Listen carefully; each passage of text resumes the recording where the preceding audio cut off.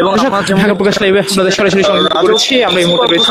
রাজধানীর বংশালী যে আরমানিটোলা, সেই আরমানিটোলায় আপনারা বিল্ডিং যে ইতিমধ্যে জানেন যে রেলিং ভেঙে পড়ে ইতিমধ্যে আমরা যেমনটা জানতে পেরেছি যে 3 জনের মৃত্যু হয়েছে এবং 35 জনের মতো আহত হয়েছে। এবং তারা বলছে যে এই পরবর্তী প্রজন্মে বা পরবর্তী সময়ে যদি কেউ যদি এরকম ধরনের বিল্ডিং তৈরি করে, অবশ্যই যেন রাজক এবং সিটি কর্পোরেশনের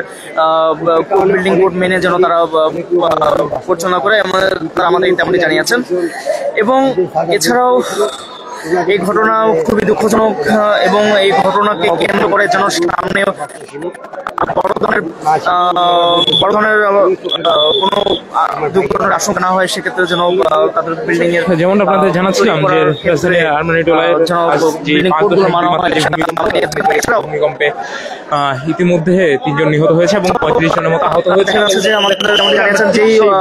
অব্যবস্থাপনা বিল্ডিংগুলো আছে, যেমনটা জানাচ্ছিলাম আমরা ঠিক সেই ভবনের সামনে